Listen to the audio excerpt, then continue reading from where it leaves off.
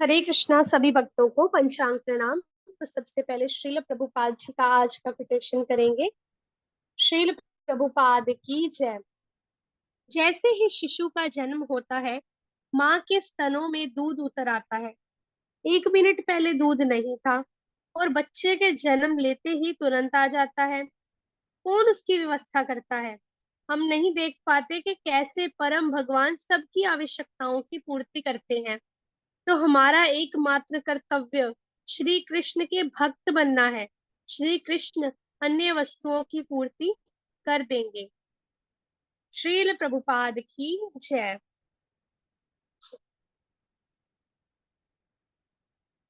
अभी हम अभी हम भगवत गीता करेंगे। भगवत गीता चैप्टर सेकंड, गीता का सार, वर्स नंबर 8। नाहि प्रप्ष्यामि ममाप्नु द्वात् यच्छोकमेच्छो क्षणमिन्द्रियाणाम् अवाप्य भूमावस्पत्नमृद्धम् राज्यं सुराणामपि चाधिपत्यम्। मुझे ऐसा कोई साधन नहीं दिखता जो मेरी इंद्रियों को सुखाने वाले इस शोक को दूर कर सके। स्वर्ग पर देवताओं की आधिपत्य की तरह इस धन धान्य संपन्न सारी पृथ्वी पर निष्कंटक राज्य प्राप्त करके भी मैं इस शोक को दूर नहीं कर सकूंगा। माताजी तात्पर्य। जी माता जी। तात्पर्य जगत गुरु श्रील प्रभुपाद द्वारा श्रील प्रभुपाद की जय। यद्यपि अर्जुन धर्म तथा सदाचार के नियमों पर आधारित अनेक तर्क प्रस्तुत करता है, किंतु ऐसा प्रतीत होता है कि वह अपने गुरु भगवान श्री कृष्ण की सहायता के बिना अपनी असली समस्या को हल नहीं कर पा रहा। वह समझ गया था कि उसका तथा सॉरी तथा कथित ज्ञान उसकी उन समस्याओं को दूर करने में व्यर्थ है जो उसके सारे अस्तित्व यानी कि शरीर को सुखाएं दे रही थी। उसे इन उलझनों को भगवान श्री कृष्ण जैसे आध्यात्मिक गुरु की सहायता के बिना हल कर पाना असंभव लग रहा था। शैक्षिक ज्ञान, विद्वता, उच्च पद, ये सब जीवन के ये सब जीवन की समस्याओं का हल करने में व्यर्थ हैं। यदि कोई इसमें सहायता कर सकता है तो वह है एकमात्र गुरु। यदि कोई इसमें सहायता कर सकता है तो वह है एकमात्र गुरु। अतः निष्कर्ष यह निकला कि गुरु जो 100% कृष्ण भावना भावित होता है वही एकमात्र प्रमाणिक गुरु है और वही जीवन की समस्याओं को हल कर सकता है। भगवान चैतन्य महाप्रभु ने कहा है कि जो कृष्ण भावनामृत के विज्ञान में दक्ष हो, कृष्ण तत्ववेता हो, चाहे वह जिस किसी भी जाति का हो, वही वास्तविक गुरु है। किब विप्र किबा न्यासी शूद्र कहने नए, यही कृष्ण तत्ववेता सही गुरु है। कोई व्यक्ति चाहे वह विप्र यानी कि वैदिक ज्ञान में दक्ष हो, निम्न जाति में जन्मा शूद्र हो, या कि सन्यासी, यदि वह श्री कृष्ण के विज्ञान में दक्ष यानी कि कृष्ण तत्ववेता है तो वह यथार्थ प्रमाणिक गुरु है। चैतन्य चरितामृत मध्य खंड 8.128। अतः कृष्ण तत्ववेता में हुए बिना कोई भी प्रमाणिक गुरु नहीं हो सकता। वैदिक साहित्य में भी कहा गया है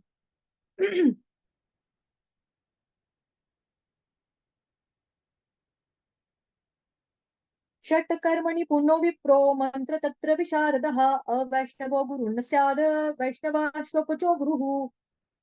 विद्वान ब्राह्मण भले ही वह संपूर्ण वैदिक ज्ञान में पारंगत क्यों ना हो, यदि वह वैष्णव नहीं है या कृष्ण भावनामृत में दक्ष नहीं है तो गुरु बनने का पात्र नहीं है। किंतु शूद्र यदि वह वैष्णव या कृष्ण भक्त है तो वह गुरु बन सकता है। पद्म पुराण संसार की समस्याओं यानी कि जन्म, जरा, व्याधि तथा मृत्यु की निवृत्ति धन संचय तथा आर्थिक विकास से संभव नहीं है। विश्व के विभिन्न भागों में ऐसे राज्य हैं जो जीवन की सारी सुविधाओं से तथा संपत्ति एवं आर्थिक विकास से पूरित हैं, किंतु फिर भी उनके संसारिक जीवन की समस्याएं ज्यों की त्यों बनी हुई हैं। वे विभिन्न साधनों के वे विभिन्न साधनों से शांति खोजते हैं, किंतु वास्तविक सुख उन्हें तभी मिल पाता है जब वे कृष्ण भावनामृत से युक्त कृष्ण के परमाणिक प्रतिनिधि के माध्यम से श्री कृष्ण अथवा कृष्ण तत्व पूर्वक भगवत गीता, श्रीमद् भागवतम के परामर्श को ग्रहण करते हैं।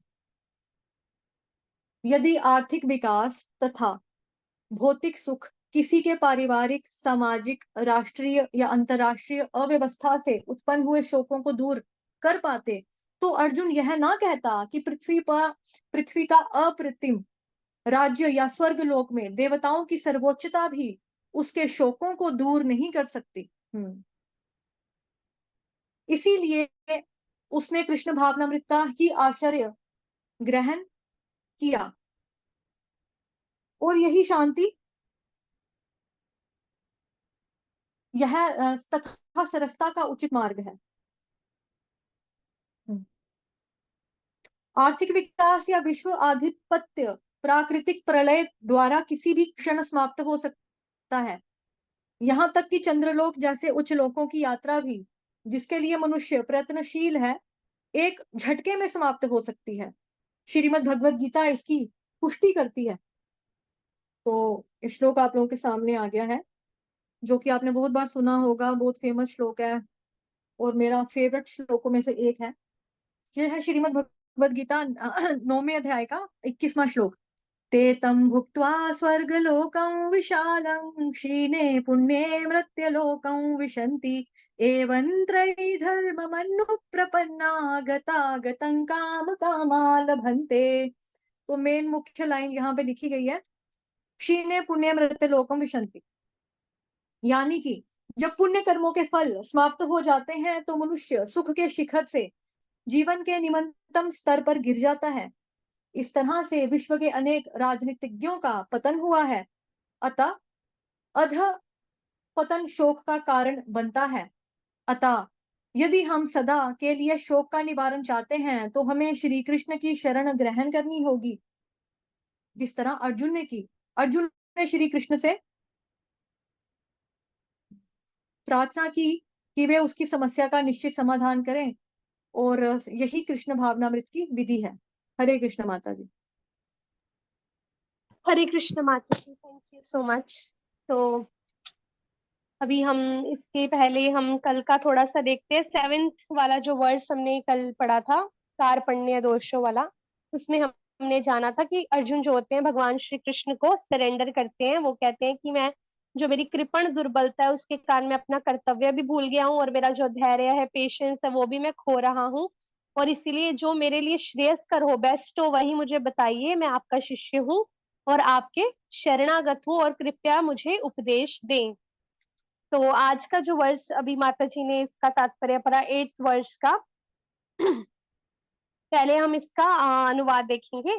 तो अर्जुन ने कहा है यहाँ पे भगवान को कि मुझे ऐसा कोई भी साधन दिखता नहीं कि जो मेरी इंद्रियों को सुखाने वाले शोक को दूर कर सके।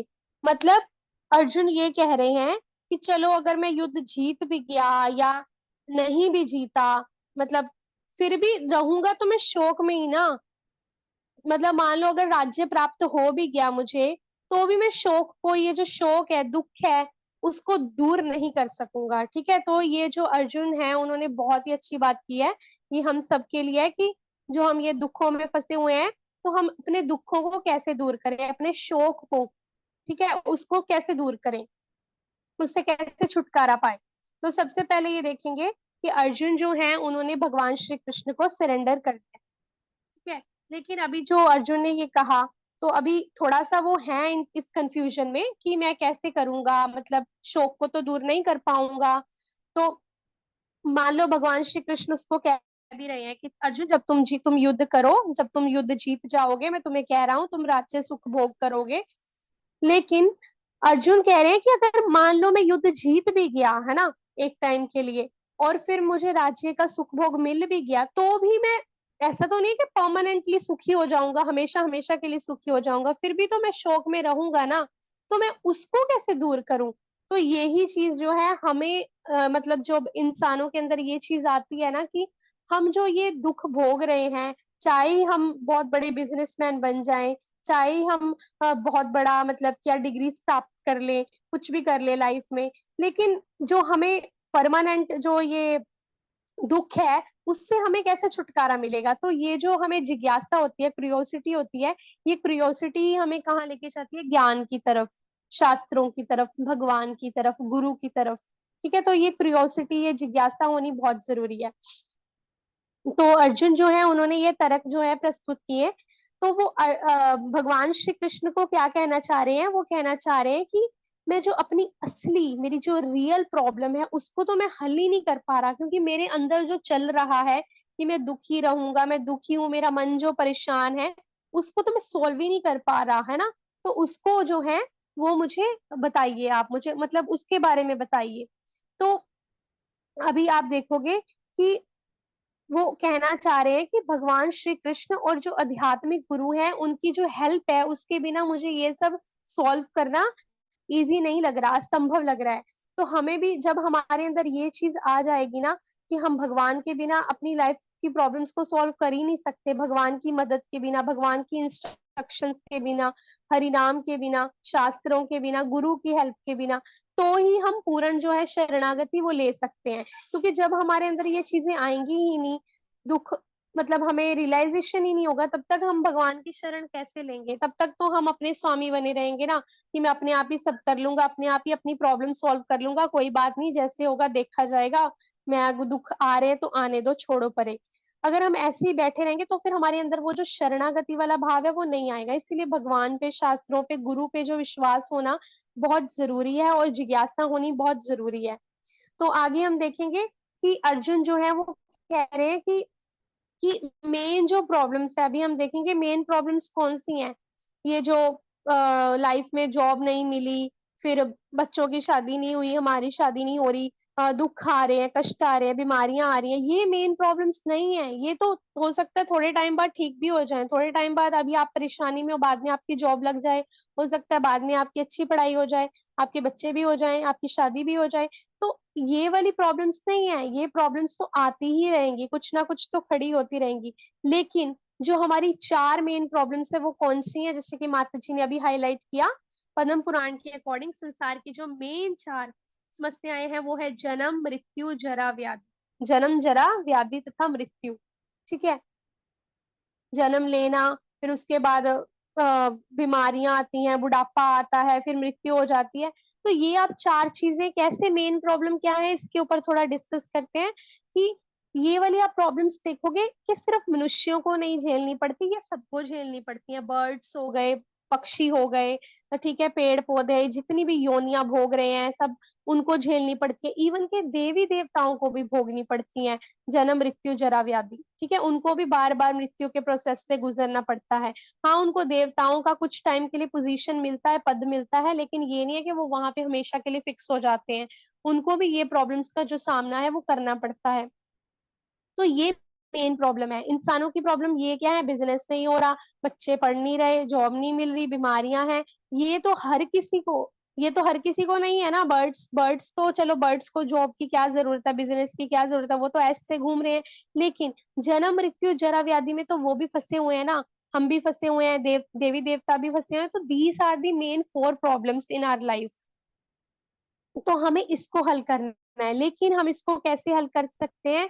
हम ये, अर्जुन वही कह रहे हैं कि मैं खुद से सॉल्व नहीं कर सकता, भगवान आप मेरा गाइडेंस करो, मैं अब आपकी शरण में हूँ, आप मुझे उपदेश दो। और हमारी ये जो प्रॉब्लम्स है, वैसे ही हमारे अभी सामने भगवान तो है नहीं, मतलब नो डाउट भगवान हर जगह पे है, हमारे मतलब हृदय में भी है।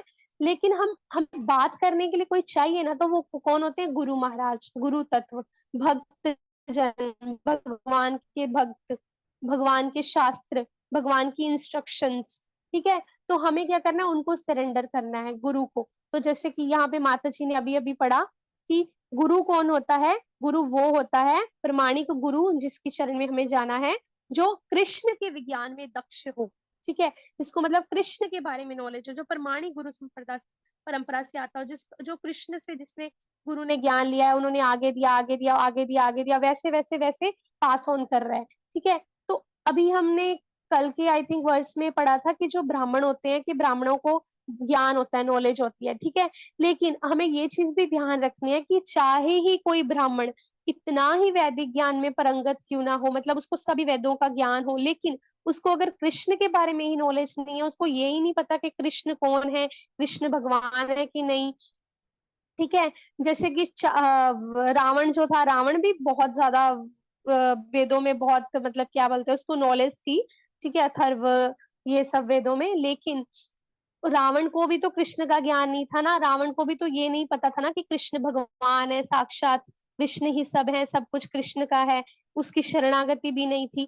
वैसे ही यहाँ पे बताया गया है कि चाहे ही ब्राह्मण कितना भी पारंगत क्यों ना हो, लेकिन अगर वो कृष्ण भावनामृत में, कृष्णा कॉन्शियसनेस में दक्ष नहीं है, उसको कृष्णा की नॉलेज नहीं है, कृष्णा उसको ये नहीं पता कि कृष्णा ही भगवान है, सब कुछ है, सर्व कारण कारणम है, तो फिर वो गुरु बनने का पात्र नहीं है, और ऐसे गुरु की शरण में हमें नहीं जाना। लेकिन उसकी जगह अगर वो शूद्र है कोई, और लेकिन वो वैष्णव है, भगवान कृष्ण का बहुत बड़ा भक्त है, उसको सब पता है भगवान के बारे में, और वो भगवान के आगे पूरी तरह सरेंडर है, खुद को भगवान का दास मानता है, तो वही गुरु बन सकता है, ये पद्म पुराण में भी लिखा है। तो वैसे गुरु की हमें शरण लेनी है। और अर्जुन जो है, अर्जुन ने किसकी शरण ली है? साक्षात आदि गुरु भगवान श्री कृष्ण की, वही अभी उनके गुरु हैं, वही भगवान है। तो ये जो जिज्ञासा है हमारे अंदर, ये होनी जो है बहुत जरूरी है। और अर्जुन जो है, अर्जुन इसको समझ गए हैं कि मैं दुखी हूँ, मैं शोक में हूँ, और जीतने के बाद भी, मतलब राज्य प्राप्त करने के बाद भी मैं जो ये शोक है, मैं ये दुख है, इसको दूर नहीं कर पाऊंगा। युद्ध जीत भी गया तो भी मैं दुखी रहूंगा, परमानेंटली तो मैं दुख को सॉल्व नहीं कर पाऊंगा ना। तो आगे हम ये देखेंगे कि जो ये, चाहे हम जितना मर्जी, यहाँ पे लिखा है ना, विभिन्न विश्व के विभिन्न भागों में ऐसे राज्य हैं जो जीवन की सारी सुविधाओं से तथा संपत्ति एवं आर्थिक विकास से पूरित हैं।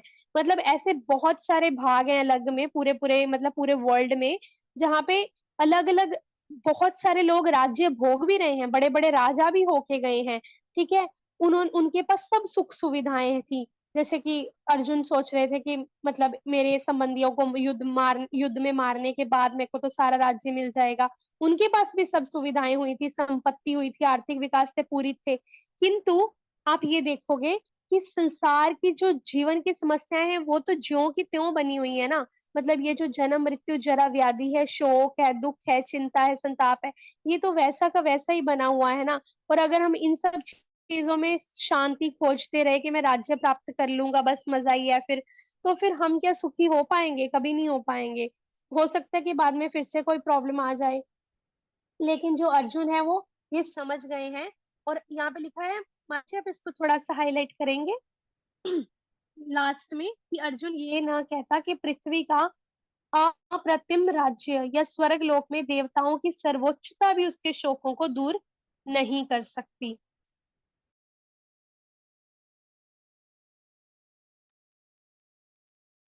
तो यहाँ पे हम देखेंगे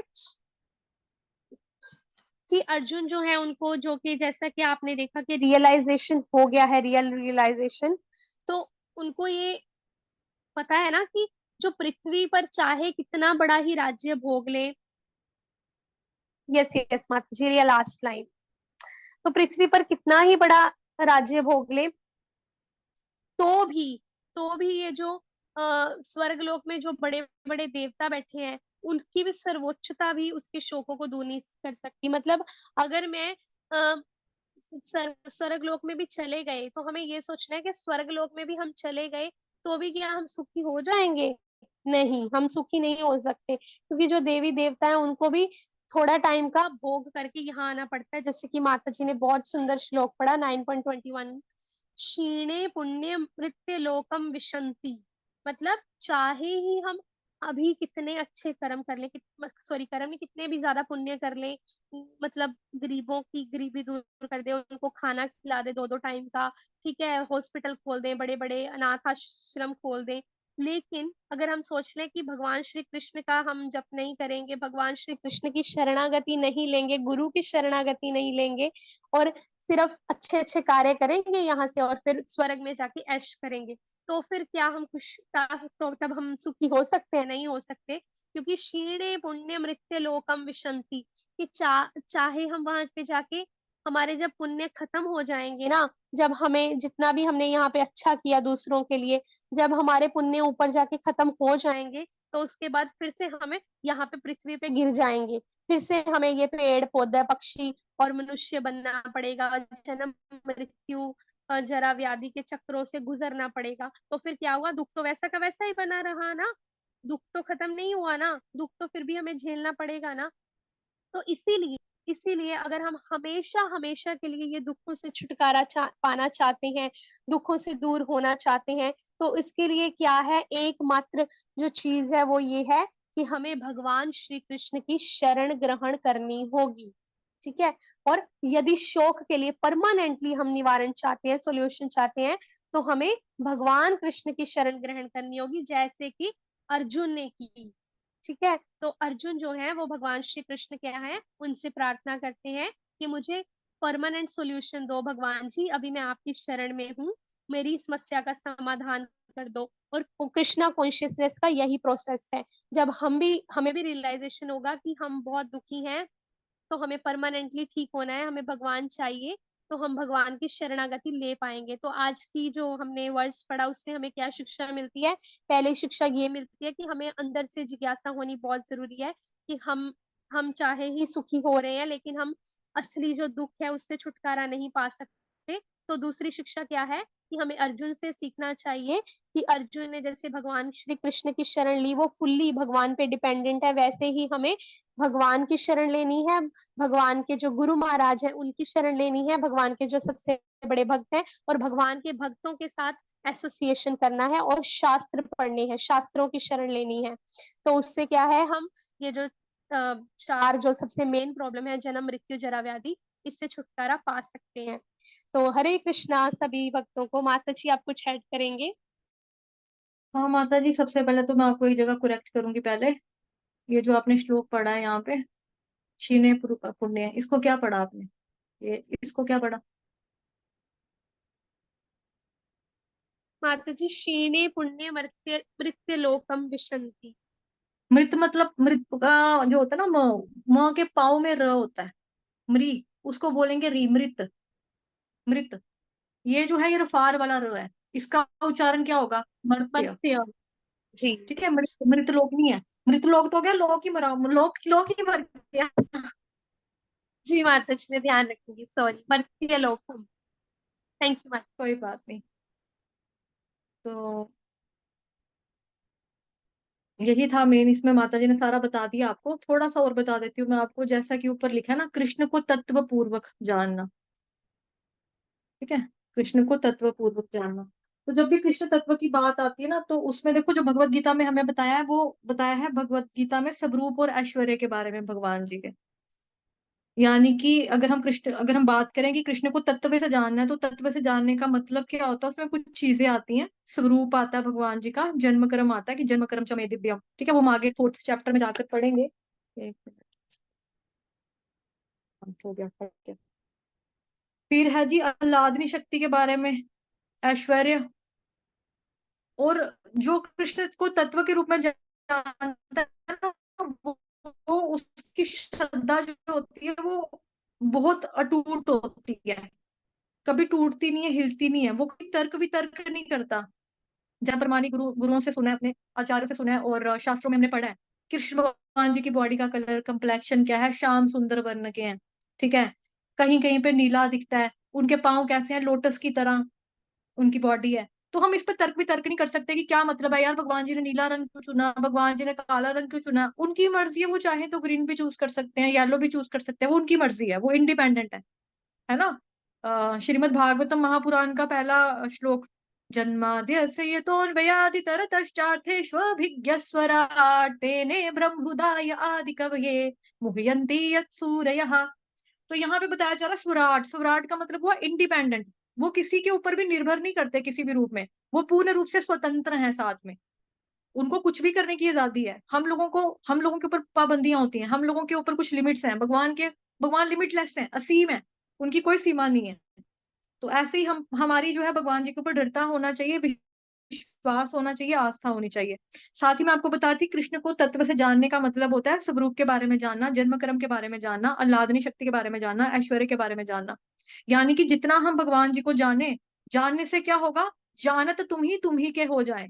इतना जानना है हमको, इतना जानना है कि उसके बाद हमारे पास क्या रास्ता बचेगा कि आपको जान लिया, अब बस हम आप ही के होना चाहते हैं, आपके सिवा हम किसी के होना नहीं चाहते। तो ये हो गया आपका तत्व के रूप में भगवान जी को जानना। ठीक है जी।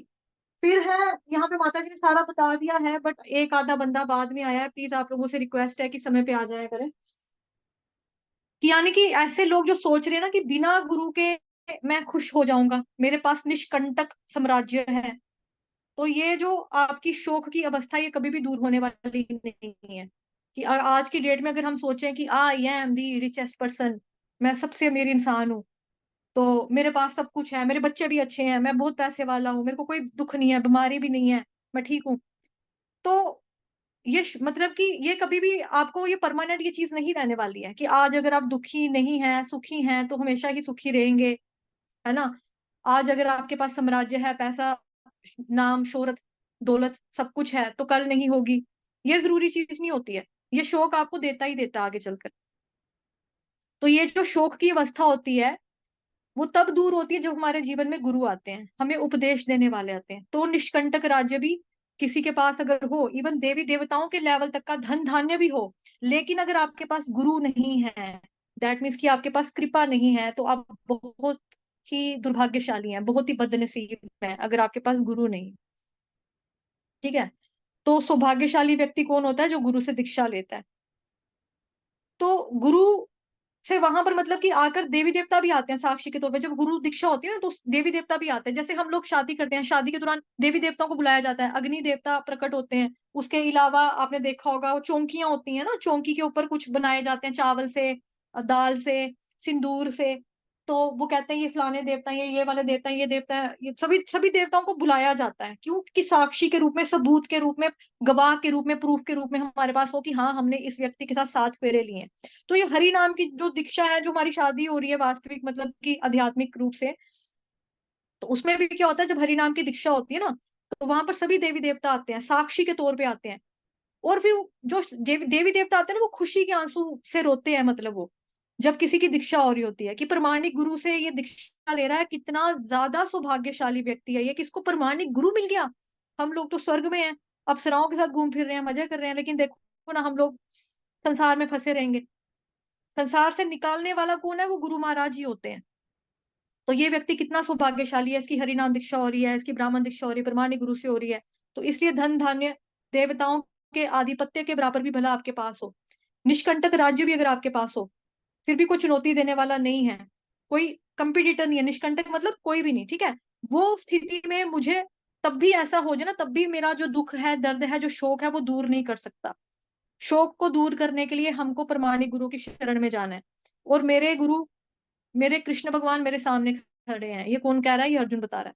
ठीक है, आप मेरे सामने खड़े हैं, तो इसीलिए अब मैं आपका शरणागत हूँ, आप मुझे कृपया उपदेश दीजिए। जैसा कि कल भी माता जी ने आपको पहले रिवीजन करवाया, कार्पण्य दोषोपहत स्वभाव पृच्छामि त्वां धर्म सम्मूढ़ चेताः यच्छ्रेयस्यान्निश्चितं ब्रूहि तन्मे शिष्यस्तेहं शाधि मां त्वां प्रपन्नम। शिष्यस्तेहं शाधि मां त्वां प्रपन्नम, कि मैं अब आपका शिष्य हूँ, मैं आपका शरणागत हूँ, तो प्लीज आप मुझे गाइड कीजिए। तो ये अपने अंदर ये चीज को लाना जो है ना, वो बहुत इंपॉर्टेंट है, शरणागति लेना। आपने गुरु मंत्र ले लिया लेकिन शरणागति नहीं ली, तो वो भी बेकार बात ही है।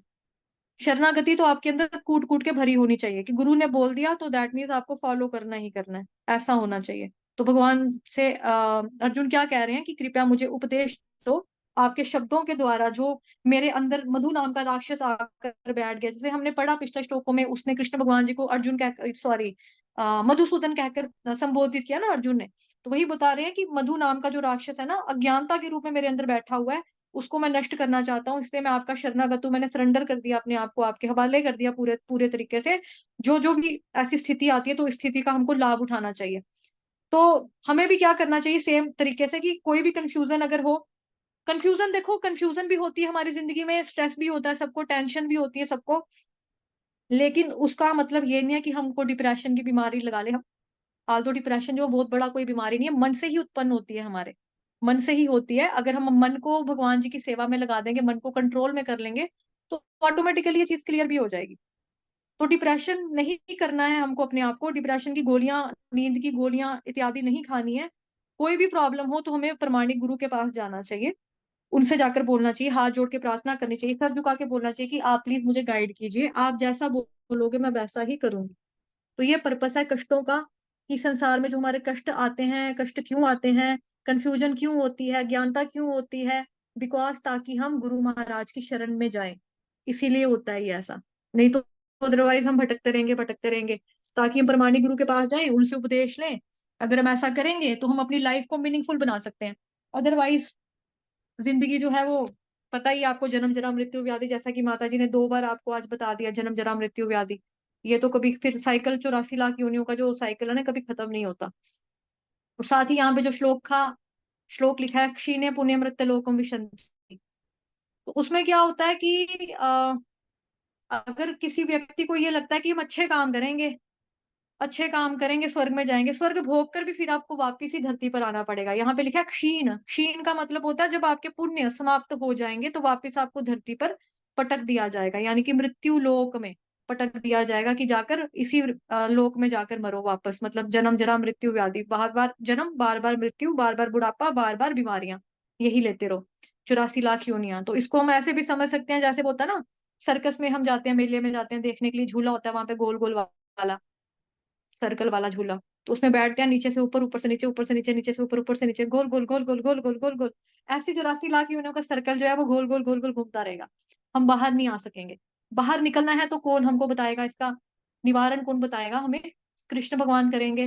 देखो, कृष्ण भगवान का नाम हमेशा हम डायरेक्ट क्यों नहीं लेते हैं? बिकॉज कृष्ण भगवान खुद कहते हैं कि सर्वप्रथम मेरे भक्तों के दास बनो, भक्तों के भक्त के भक्त के भक्त बनो, गोपीर भरतु, है ना, पद कमली और दासा दासा दासा दासा दासा अनुदास। तो प्रभुपाद जी तो कहते थे 1000 बार दास, 1000 टाइम बार दास बनो, तब आओ।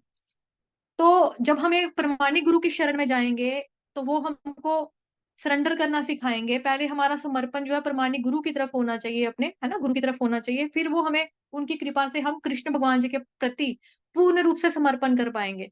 और इसीलिए जो कल भी हमने श्लोक पढ़ा था 2.7 कार्पण्य दोषो, उसको मैंने आप लोगों को कल भी बोला था कि इस श्लोक को लर्न कर लेंगे, उन लोगों के लिए बोला था जो लोग सिर्फ भगवद गीता की क्लास के लिए ही जुड़ते हैं। जो मॉर्निंग में आते हैं उनको तो लर्न है, बिकॉज हम चैंटिंग करने से पहले सबसे पहले वही पढ़ते हैं। तो आप लोगों को तो लर्न है, जिनको लर्न नहीं है प्लीज वो लोग ये लर्न करेंगे। देखो, लर्न क्यों कह रही हूँ मैं, करने के लिए लर्न करेंगे ना, रोज बोलना भी आपको साथ ही ये श्लोक, इसका उच्चारण जब आप डेली करोगे तो ये एक ट्रिक है। बिकॉज देखो क्या होता है कि भगवान जी के साथ, देखो ट्रिक का मतलब उल्टा मत ले लेना, कि ये बात ध्यान रखना, रघुराई के साथ चतुराई कभी भी नहीं चलती है, ये बात ध्यान रखना मेरी। ये मत सोचना कि माता जी ने बोल दिया कि ट्रिक है तो दैट मीन्स हम चालाकी से कुछ कर लेंगे। चालाकी वाली बात यहाँ पे बिल्कुल भी नहीं हो रही है, शरणागति की बात यहाँ पर हो रही है। बट हम लोग कल युगी के प्राणी हैं, कल युग के जीव हैं, तो हमें क्या करना है, हमें जैसे भगवत गीता में श्लोकास है ना, श्लोक है सारे के सारे, एक ही श्लोक को जो हम 1000 बार, करोड़ बार, 50 करोड़ ऐसे पढ़ लेंगे ना, बहुत बार पढ़ लेंगे, तो वो क्या हो जाएगा, वो मंत्र के रूप में सिद्ध हो जाएगा, आपको पता भी नहीं चलेगा कब आपकी जिंदगी में व्यवहारिक रूप से वो ढल जाएगा, प्रैक्टिकली अप्लाई हो जाएगा, आपको मालूम भी नहीं लगेगा। मतलब हम प्रैक्टिकली अप्लाई करने के लिए बहुत सारे प्रयास करने पड़ते हैं ना, बहुत सारे प्रयास करने पड़ते हैं, आप प्रयास भी नहीं कर पा रहे हो। आप डेली पढ़ते रहो, पढ़ते रहो, पढ़ते रहो, पढ़ते रहो, पढ़ते रहो, पढ़ते रहो, पढ़ते रहो श्लोक को, श्लोक पढ़ोगे वो एक दिन मंत्र का रूप ले लेगा। इतना पढ़ने के बाद जब इतनी बार और ज्यादा पढ़ लोगे तो वो सिद्ध मंत्र हो जाएगा, मंत्र ही सिद्ध कर लोगे आप।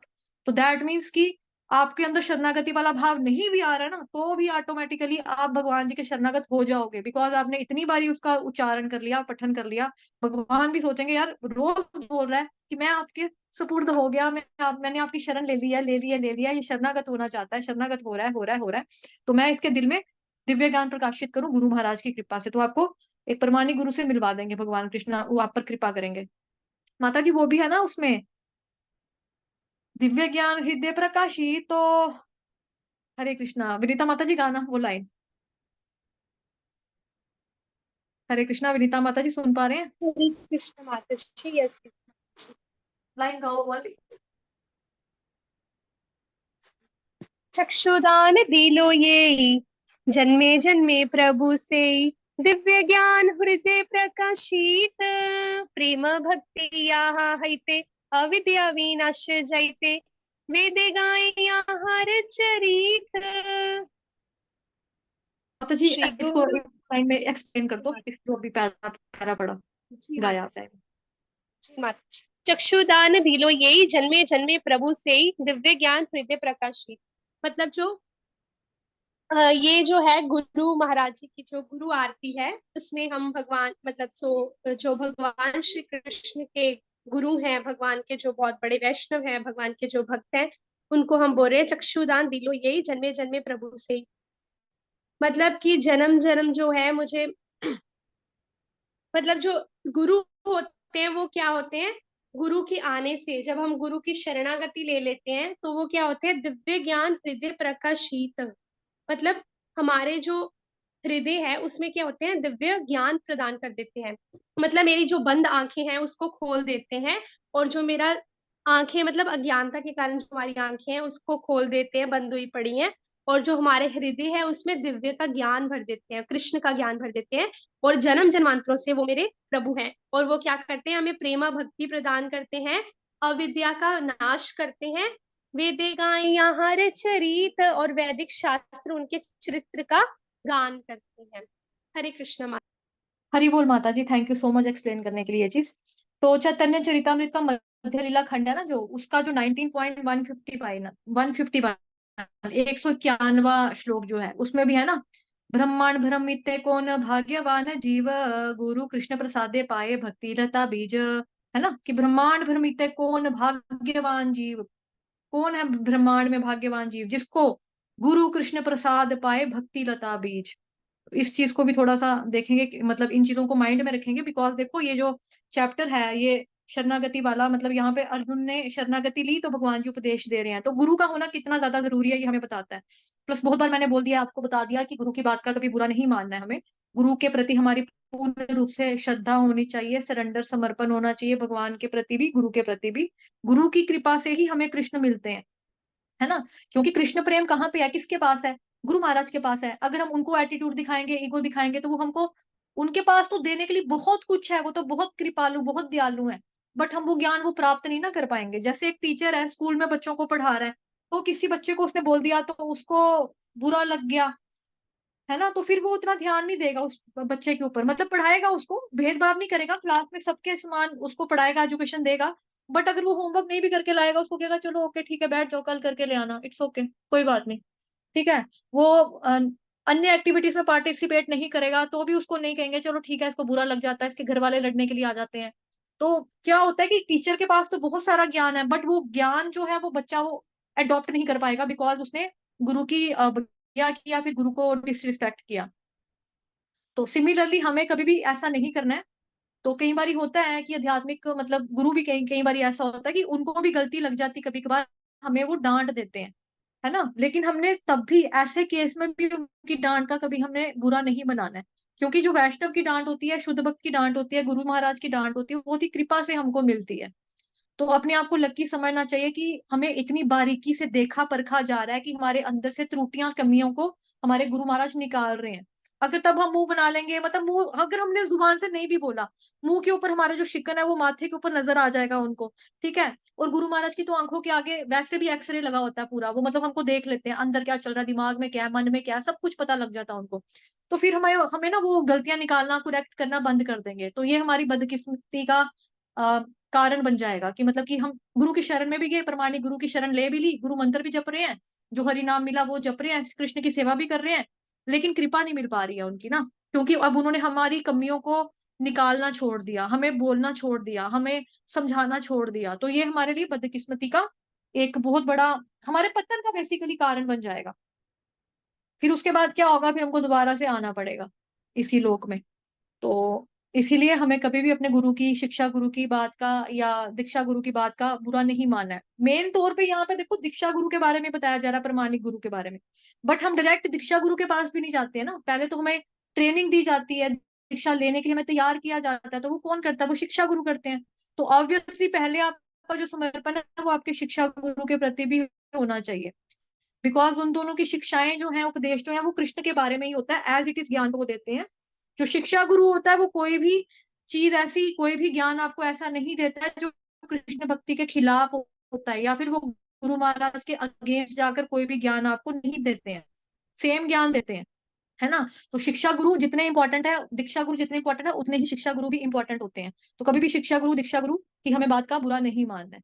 जी माता जी, यहाँ पे विराम लेंगे। आप लोगों से माफी चाहेंगे, बहुत समय थोड़ा ऊपर हो गया एक्चुअली।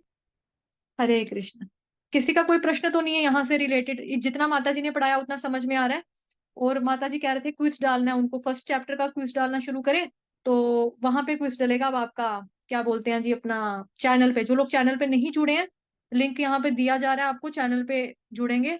क्योंकि देखो बहुत सारे ग्रुप्स हैं हमारे पास, मैनेज करना मुश्किल हो जाएगा। माता जी कहाँ कहाँ पे जाकर फिर वो डालेंगे ना, मतलब उनको भी मुश्किल होएगी कि कहाँ कहाँ पे वो करना पड़ेगा उनको जाके पोस्ट। और आपको पता है पोल में बार बार मुश्किल होती है लिखना, इतना टाइप करना। तो जिन्होंने ज्वाइन नहीं किया है वो लोग यहाँ पे ज्वाइन कर लेंगे, और जो पोल आएगा वहां पे वोट देना है आपको। दूसरे को नहीं देखेंगे, कि ये भी नहीं सोचेंगे कि ज्यादा आंसर कौन से सही जा रहे हैं तो ठीक है मैं इसके साथ ही उलझता हूँ जो ज्यादा लोगों ने दिया है। आपको ईमानदारी से अपना देखना है कि मेरा आंसर है ठीक है या गलत है। ठीक है, आपको अपना देखना है। नेक्स्ट डे जो है वो माता जी क्लास में अनाउंस कर देगी कि सही आंसर क्या था। ठीक है माता जी।